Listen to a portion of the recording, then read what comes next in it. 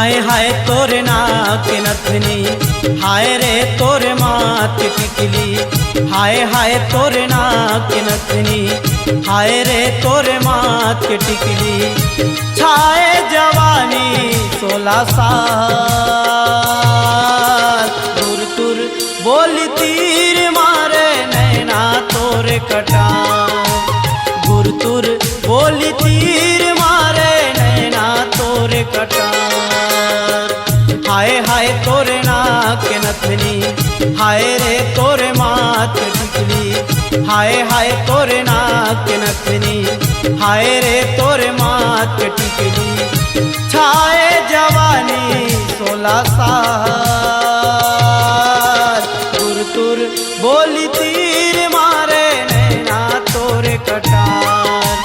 गुर तुर बोली तीर मारे नैना तोरे कटार।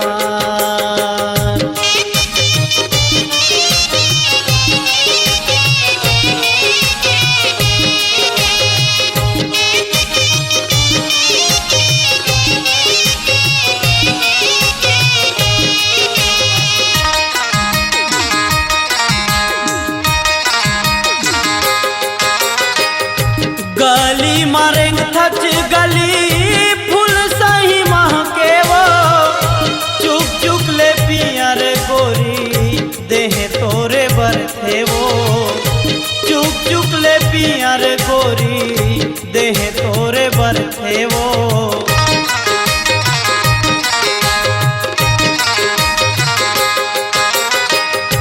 गली मारेंग थच गली फूल सही महके वो। चुक चुक ले पियर गोरी देह तोरे बरथे वो। चुक चुक ले पियर गोरी देह तोरे बरथे वो। तोर देख के चढ़ती जवानी सबके मुँह ले आते पानी। तोर देख के चढ़ती जवानी सबके मुँह ले आते पानी। औ मोरो टपके जथेला, तुर तुर बोली तीर मारे नैना तोरे कटार। गुर तुर बोली तीर मारे नैना तोरे कटार।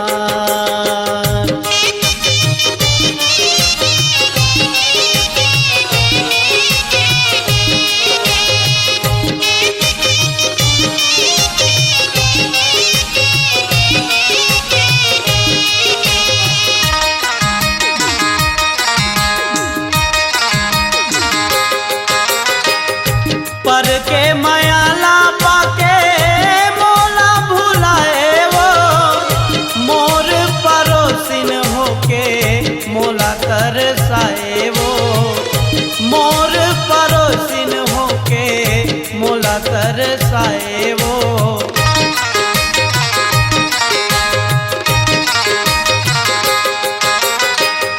पर के मायाला पाके मोला भुलाए वो।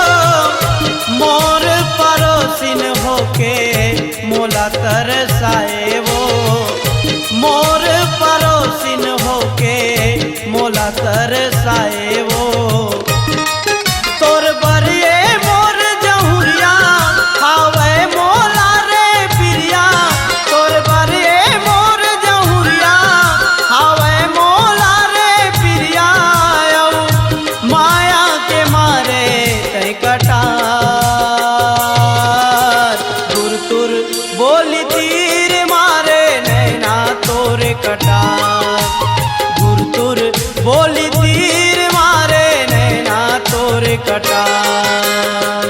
हाय हाय तोरे नाक नथनी, हाय रे तोरे माथ टिकली। हाय हाय तोरे नाक नथनी, हाय रे तोरे माथ टिकली। छाए जवानी 16 साल, तुर तुर बोली तीर मारे नैना तोरे कटार। गुर तुर बोली तीर मारे नैना तोरे कटार। गुर तुर बोली तीर मारे नैना तोरे कटार। गुर तुर बोली तीर मारे नैना तोरे